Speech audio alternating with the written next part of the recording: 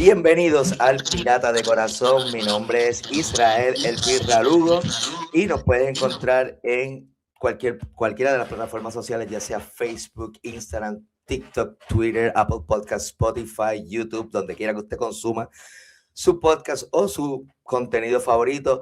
Yo les había dicho la semana pasada que no iba a tener programa hoy porque iba a estar ocupado, pero hay veces que uno tiene que hacer arreglos en su agenda por ocasiones especiales, y esto es una ocasión especial porque, como ven, me acompaña Carlos Emory, y Carlos bien amablemente dijo, vamos a tratar de hablar español. Si él tiene que contestar un poco en inglés o yo tengo que hablar un poco en inglés, lo vamos a hacer, pero para beneficio de la mayoría de la gente que sigue el podcast y que sigue a los Piratas de Quebradilla, pues Carlos Emory va a hacer el mayor sacrificio, así que se lo agradezco mucho. Carlos, buenos días, ¿cómo te encuentras? Man, bienvenidos a todos y man, thank you for having me on, bro. What's going on?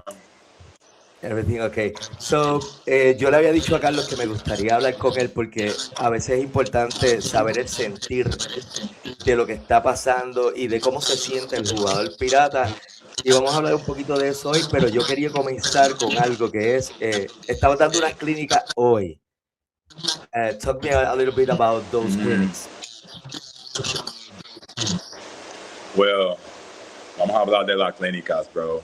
So, first of all, I love what I do with the kids. Las clínicas son fuerte para mí. Like, mi corazón is all for the kids. So, usually I'll have, during the season, it's a poquito más difícil to do the clinics, but, I try to do as best as I can to give some times for the kids when I have practice, don't have practice. Even on game days, I try to do some basketball clinics just for myself and for the kids, just to get me going a little bit, So I think it's a plus for me. I love it. And these clinics are in Quebradillas or around the area? I try to do it around the area a little bit, but for the most part, I do most of my clinics in Isabela. Okay. Los gallitos de Isabela. So, okay, that's great news for that area. So if you have a kid, there's an ages that you work, or any ages?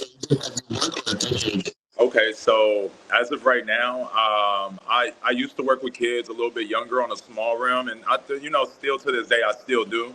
A couple kids that understand basketball at a high level at a young age. I love working with those type of kids. I mean, for example, I could throw Aiden out there, Aiden Avaliz. I could throw Ethan.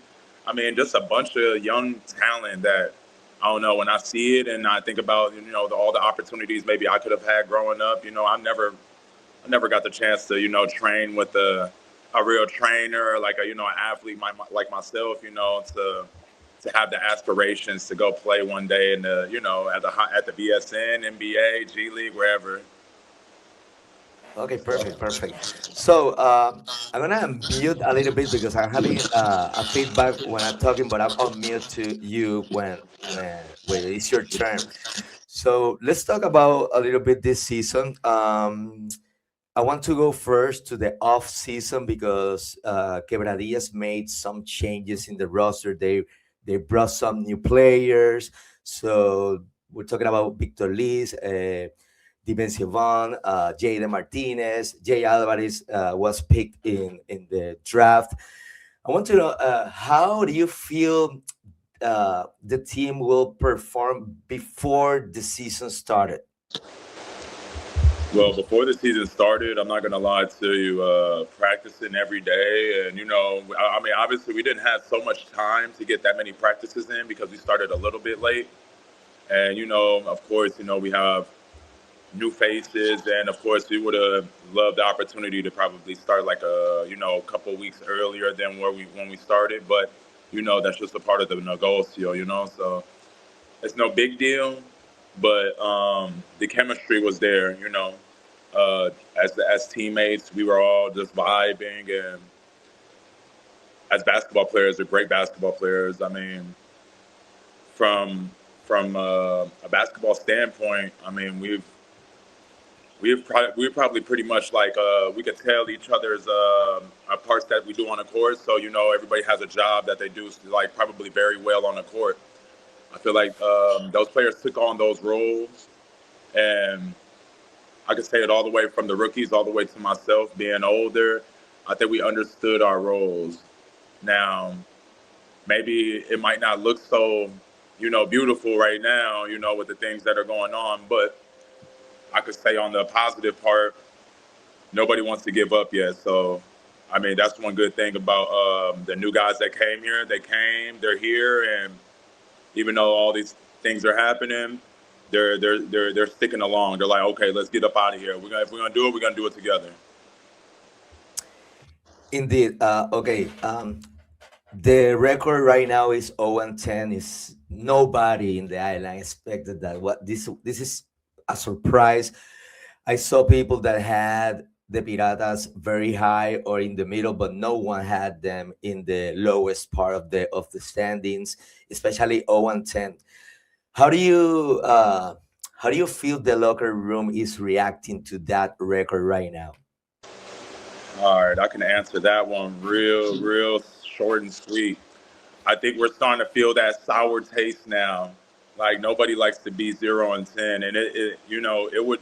The thing about the BSN and especially on our side, a lot of teams haven't won so many games. So in all reality, we're still in it. We're still way I in it agree. actually, and just we already understand more than any basketball player probably would understand, because I'm sure anybody knows this. We just need one game to like give us a spark. And I know that every other, I mean, there are many games that we lost by 2, we have lost by 4, we have lost by 3. It's been very close. Like not like maybe like 2 games in the whole season we have like got whooped, and like by like 15 or 20. And I think there's probably one team that beat us by 20. The other games were just very close. 12. Um, I like it for that point that we're so close still. We're close in so many ways, like as a team, as in getting to the playoffs still, as in building a character check. Like, because I feel like if we can get out this hole, I think everybody will be scared. Like to know like the type of we're going through it right now, like nobody like look at Catalina when they won the championship. They had to get they weren't even going to be in the playoffs, and they entered the playoffs, and then they won the championship. So I remember I think we lost 3 times to Catalina. Every time we won the first round, we were facing Catalina. You know what I mean? So maybe 2 or 3. I can't remember at this point. I just don't even like to talk about the word losing. Yeah, definitely, definitely. Okay, let's talk about the coach. Vasallo is a new coach, first season as a coach, and the management group already gave him full confidence. It's like basically this is gonna be our coach until the end of the season, no matter what, no matter what. If even if we are 0-34, in my opinion, that's a good sign because Quebradilla has a problem. Had a problem in the last 16 years, 17 years. We had 21 coaches in that span. That's more than one per season in average. So that's not healthy for any culture. How did team feel with him? What is the relation with Vasallo? That is a younger coach, and he was a player, and a very good player. I know some of you play against him or with him. How is the locker room with him? Man, yeah, Angel definitely. AD is. I mean, I played with him and against him, so definitely a great player. I mean, I had my chance to experience all of that. So I know the transition isn't easy. Older too, I'm starting to understand like getting out of the basketball part because towards the end of my career, maybe I could take that road one day, and I'll be a leader for my team, coaching and trying to get us a championship one day. So the locker room is, I don't want to say it's different, but it's understandable and it's needed, because he has been a great basketball player. I mean, there were times where we played in Ponce and we weren't just always winning, but losing a couple times does build, like I say, it does build character, because you don't ever want to go through that again. So I feel that from him right now, like losing and losing and losing. Like, I know it starts hitting you a little bit different here, mentally and physically. The body comes with it. Without this, the body don't work right. You know what I mean? So I know that AD's trying. He's trying. He's giving us the opportunity to give some feedback to him. Like, yo, what do you want to do? What do you guys want to do? At this point, if my stuff ain't working, you tell me what you want to do. And he's being how can I say, responsive. Like, he's coming up with a plan. I know that man is up at 2, 3, 4 in the morning every day, just trying to figure out what to do with the team. You know what I mean? And so, no sleeping, and waking up the next day just to come see the same faces every day, and know that you might lose. I think that at this point, he understands that we just have to find some way to get out this stretch.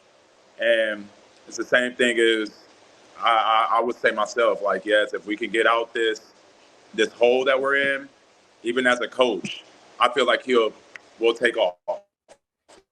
We'll take off real far too, and things will work out for us. Like, right now, the plan is just win one game, and then I'm sure after that, win a couple in a row, and then start thinking about how we're going to stay in this playoff position. Because I know, and just like probably the rest of everybody in the whole BSN knows, we are working and we're trying to get in that playoff, and we don't want to be one of those teams that are not in the playoffs. I mean, I remember Manatee was just dealing with some of the same issues as us, right?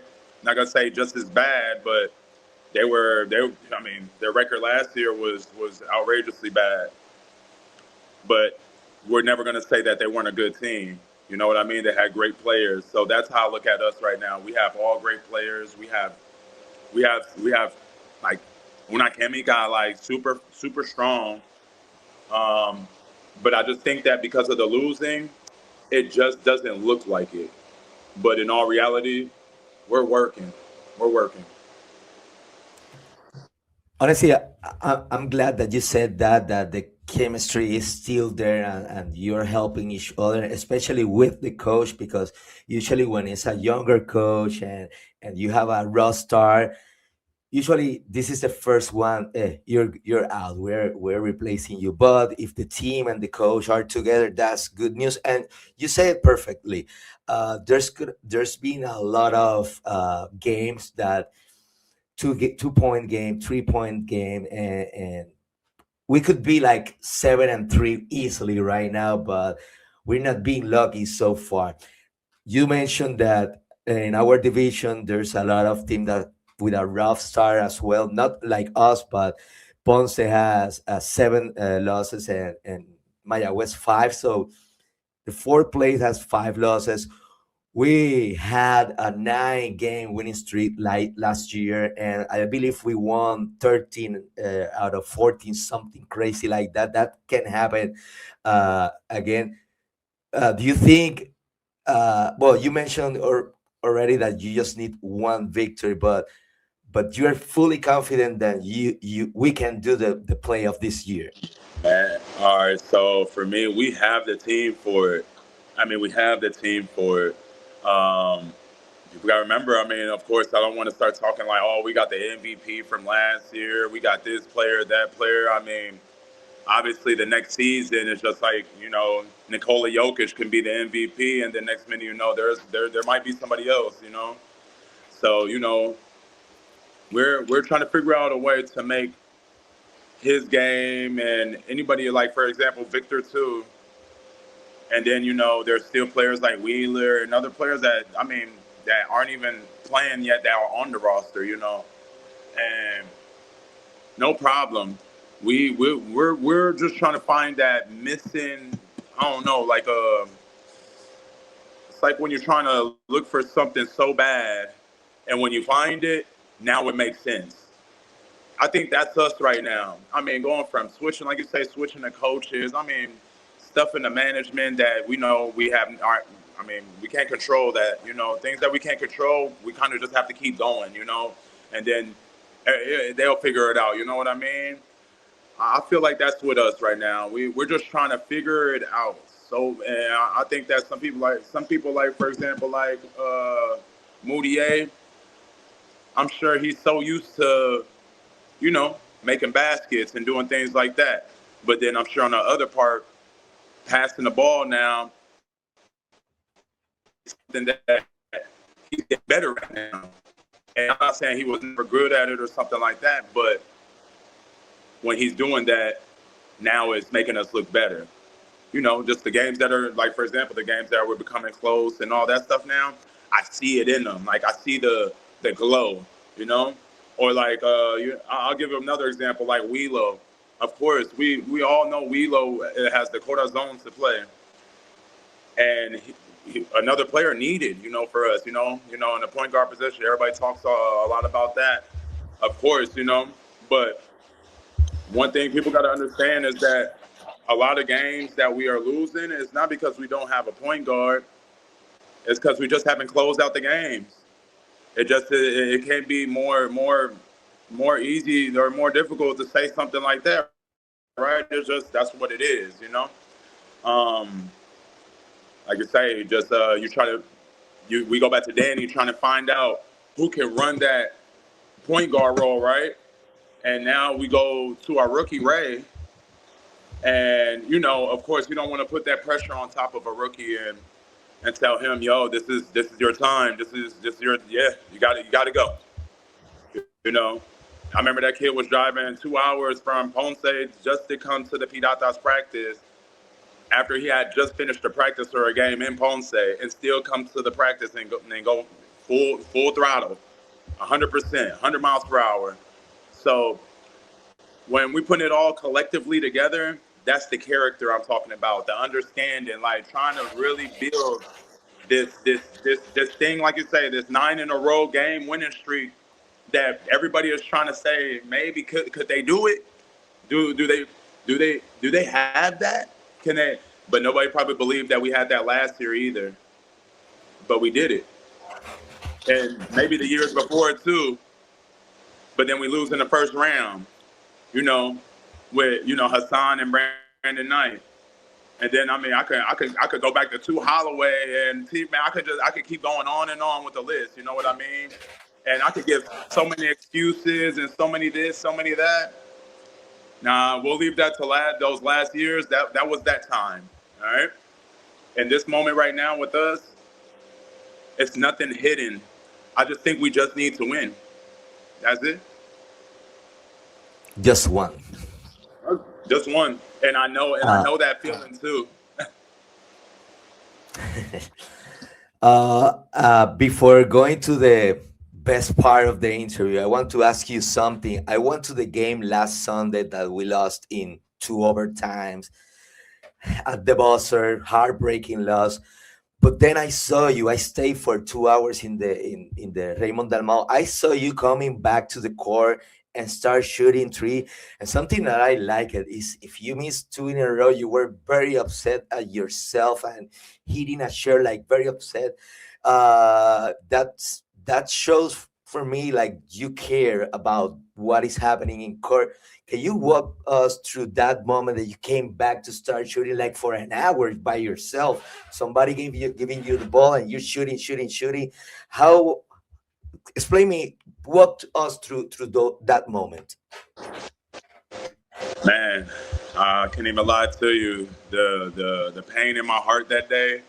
I mean, everybody can understand. Nobody, like I say, nobody likes to lose like that. Not all the time. Like, damn, a game winner, 2 points, 3 points, two. Oh man, yeah. So, and you look at yourself a little bit when you be like, damn, I could have made that 3, or stuff like that. I feel like you say, like losing is building so much more in me now. Like I got to go that much harder. Like I don't care if we went 3 overtimes and we lost. I will still have to go and shoot and make sure that I go for 8 next game from 3 or something like that, right? I think I'm at that point myself, even with the basketball clinics. Sometimes I love doing the basketball clinics with the kids because that gives me more time to shoot again or more time to work on my game with them. And yeah, I just try to translate it to the game. But yeah, after the game was over, We went in the locker room. There was not too much that we could talk about. It was just another one. And from there, I just couldn't leave. I mean, I stayed in the locker room. I had my clothes on still, like my basketball jerk from the game, everything. I said, I can't leave yet. Everybody left out the locker room, but I just couldn't go. It bothered me way too bad. And so I just went out there and I seen one of the fans that were out there chilling. And I low-key, I was going to pay him too. I said, look, I'll give you $50 right now. Just read for me for as long as I stand here, or as long as I'm here. And he looked at me, and I think he understood the message. He was like, I hear you. Yes, here, I'm going to pass you the ball. And I just started shooting around and around. I probably think I said I'm not going to leave until I made like 200 like makes. And so I just started shooting 20 each spot. And then right after I finished, I shot free throws, went back to the locker room, and I was the last one walking out the locker room with the guy cleaning up, Pincho, cleaning up everything, and that's how that went, man. Just trying to build that fire in me. That's all. And I appreciate that because I was like basically every Piratas fan very sad about that loss. But when I saw you just shooting and shooting, that gave me hopes. Like, yeah, that team is still fighting. That warrior heart is still in there. We just need that victory.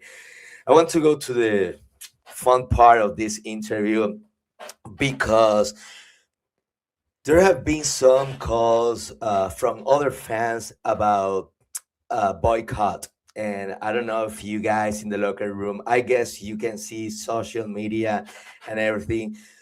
And they are aiming the owner of the team, Ernie Cambo.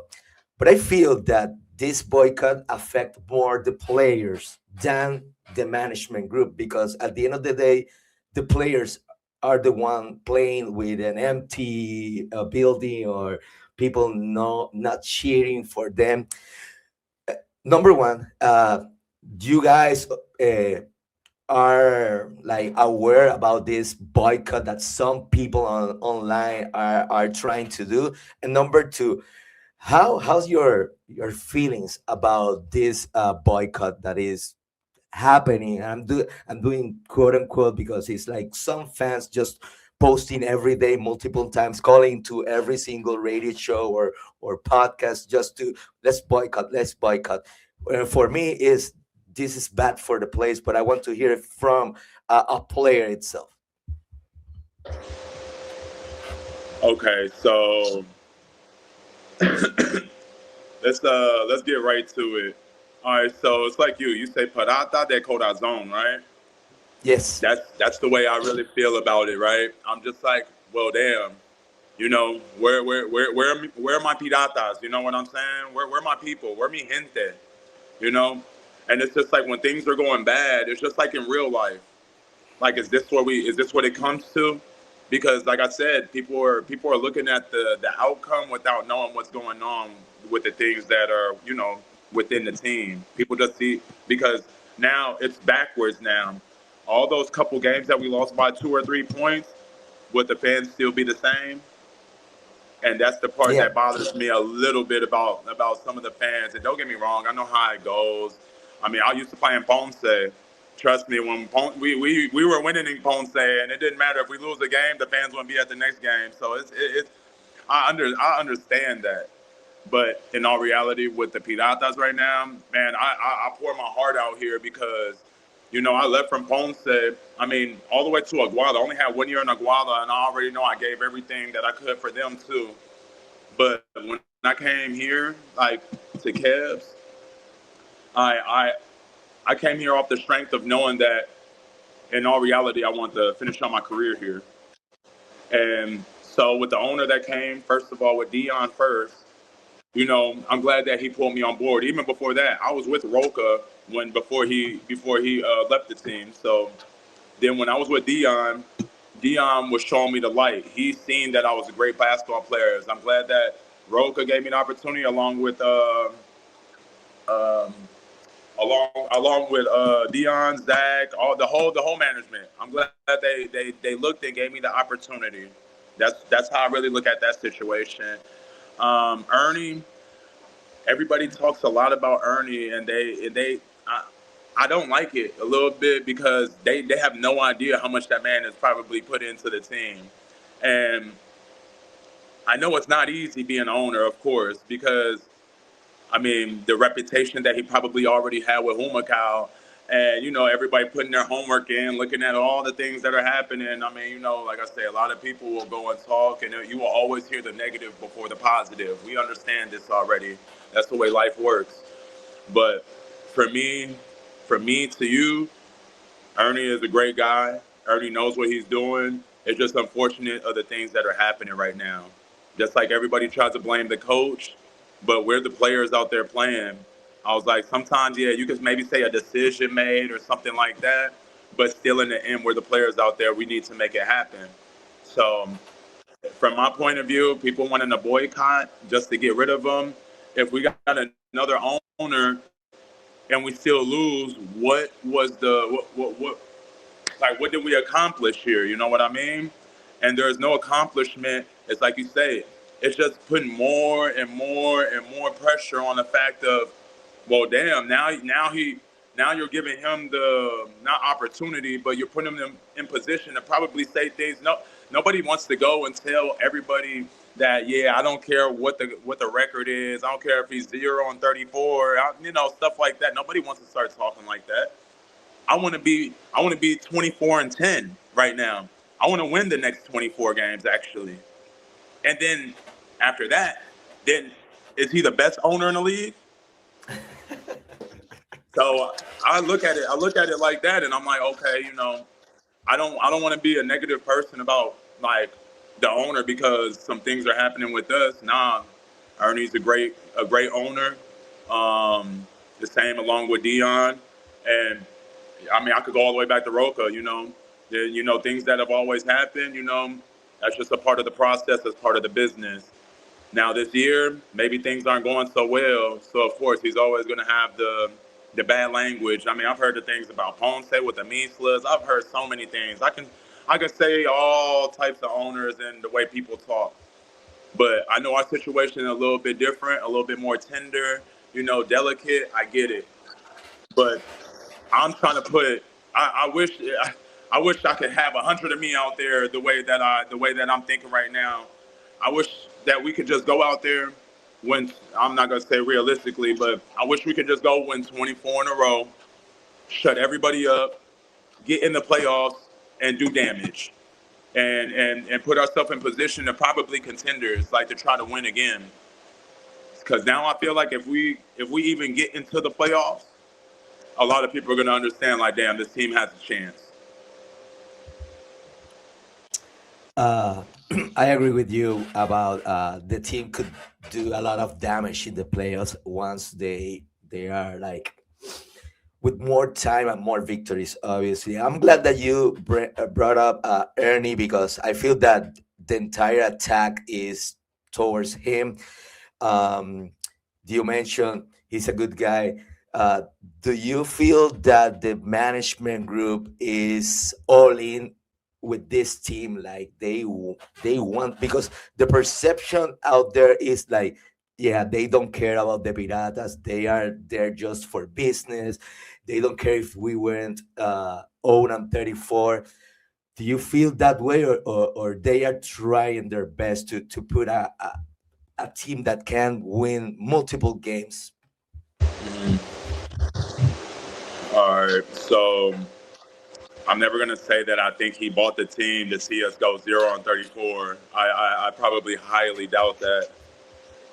It's just like a lot of people, they try to dig into information that they probably have no business, which is all good, Like I respect the fact that people have their, like their opinions and everything. But in all reality, I don't want people to think that the problem is because of somebody that, like, I'll give myself, for example, if I knew that the man was only about business and he didn't give a fuck about the team, sorry for my language, then Oh, that's okay. I probably wouldn't even be wasting my time here. I'll probably think about trying to go and play somewhere else. But I just don't believe that it's about business because I know the emotions that people have for the team and I just heard somebody just asked me the other day, like what do I want? And I told them the only thing I want to do is win. That's it. Like it will take so much like relief. I feel like for me to play even more even more harder because now I feel like I'm only trying to like save my like you don't want to say save your job, but no team wants to take a player that's on a team that's 0-34 either. You know what I mean? So I still have life after this, and I still have offers and everything to go play. And so, of course, I'm trying to save myself. Nah, I don't want to feel like that. But now, if we're winning, that's good. Now that's different. Now another team will see a team 0-10, and then damn, now they're 15-10. Oh damn, now they're in the play. Okay, now that's something that people start getting catched on to catch you with, you know. And I feel like the fans are not understanding of that yet. Like, wait until we can't be in the playoffs before we start talking about it's over. We haven't even gotten to the playoffs yet, and we already over. I said I've seen some crazy things in the BSN before throughout 13 years, like, and I promise, like, if this is probably one of the big top ones, but let's be honest. But I think that still to this day we have a great opportunity to do something with the team. Yeah, I'm glad that you mentioned that. Uh, Last year we won 9 games in a row, and Ernie Cambo was the owner, and nobody was doing a boycott or anything close at that like that. This year we are in another side of the story, and now he's the is his fault. So I don't think it's fair completely. But with the boycott, the boost, the rumors, there's some trade rumors, no official, but people start, no, I heard that, I heard this, and Victor Lees, I heard Victor Lees, I heard this, I heard your name as well. How the players feel about this rumors around the league, especially through, between fans, about trading this player, trading the other player? How that affect the chemistry, or how do you feel? Well, I mean, I haven't heard from me personally within our locker room or whatever of anything like that. I would pray and hope that whatever decisions he does make, if he does make them, only helps us. And I don't never want to say that I don't believe that I could be traded or anybody could or can't be traded. Like I said, people that have been around the BSN, NBA, players get traded all the time. Luka got traded to the Lakers, from Dallas. Wow. So, like, probably nobody ever thought that, right? So, I mean, I'm not always saying that trade is good, but whatever decisions that the management were to make in that moment, like I say, those are some things that are out of your hands sometimes. This is the business part of it. And I don't wish that on nobody to get traded or sent home because I mean, we can't do our job, right? Because, like you said, we win 2 or 3 games. I can promise you that nobody is getting traded, and that things are still the same. So I don't want to believe that I am saying that somebody is or isn't going to get traded. I have no idea. I'm not going to lie to you. I have no idea about that. But the only thing I do have is that I know that between us as players, I know we're trying to figure it out, and we just pray for the best for whatever decision that Ernie makes in the end when it comes to like trading, if it does come down to that, or coach. I don't even, like I said, I have no idea of that part. Well, finally, we mentioned that Ponce and Mayagüez, they are like not like us, but they had rough start as well. Tomorrow we have a game, an important game at home against Mayagüez. That count double because you put a loss in their column and a win in our column. So, number one, how is the spirit of the team towards that game? This game, very important game, and I want to take a little time right now to talk to all the fans that are trying to boycott and the ones that are trying to decide, hey, I don't know if I'm going to go to this game. We're going to lose a game because it's 10 in a row, but it's a Sunday, nobody works. I want to express yourself about tomorrow's game and what do you want from the fans? All right, so let's just start first. Mayagüez is a great team. Now that they got their imports, I know they're going to be a doghouse over there. So, but we are too, and we got players too, and we'll be ready to go to war against them, just like any other team in the BSN.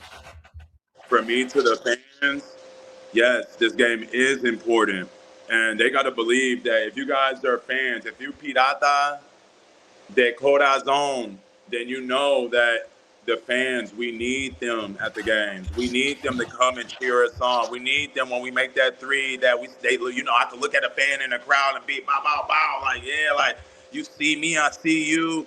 Like, that's a different experience, man. And us as players get a rush from that. Like that might just like ignite another three or a dunk, that could send us to win a game, So sometimes a lot of people don't believe that the fans are important because, they don't play the game. But from us as players, sometimes they're the most important because just like that, fans for us could termish a team. You know what I'm saying? Make them, you know, like I give you a perfect example. When we go to Arecibo, I look at that. I'm like, man, we could hit 3 threes in a row, and then you miss 2 threes, and the fans are, boo, you suck. And as players, like, it's like, you can feel the tension. But then right now, when we go home and we play home, I don't get that tension. I don't feel my fans. I feel like if I'm on here and I'm telling you that I got the back of the Piratas, then I feel like the Piratas, the same fans should have my back too, because I'm coming and I'm about to do this in your city because I want to bring a championship to this city. I mean, I could go all the way to Ponce. I know fans probably know me there, like to the T when it came to winning, because I mean, I got to the point, I got the lion on my hand, after winning the back to back. I was like, oh man, this is home now. But now I'm over here on this side. Sometimes, like you say, it's all business. But now I'm over here. I'm with Kebs now. And no matter how it works out, this is my family now. And so when we're out there and we're playing, I play for the people of the Piratas, not just the name on the back of mine no more. Of course, I'm always going to support my name because my name travels a long way, whatever. But until I win with Kebs, I feel unsuccessful here. And if I'm unsuccessful here, the fans are unsuccessful here. And if we all unsuccessful, se jodió. So I feel like the fans, for a long story short, we need you at the games, and I hope you guys bring it all to the games. Because on Sunday, nobody's working, there's nothing going on. Bring your ass to the game. I think this is the perfect way to finish this. Like, yeah, if we are not there, esto se jodió. That's beautiful words, Carlos. Carlos, thank you for sharing this time with me and talking to the fans. I believe uh, fans need to know how the players feel about this season. There's something else that you wanted to add before we finish this interview? Nah, not too much. Besides the fact, if any of you guys have any basketball kids, like from the ages of 10 to 18, even older, um, you guys feel free. You can reach me. You can reach me via Instagram, Facebook, or we could figure something out. I can give you a message from a phone number from WhatsApp, and we could put something together, man. And I just appreciate you for having me on Pirata de Corazón, and man, I hope that we could do many more of this after we get that first win, or maybe the playoffs one day.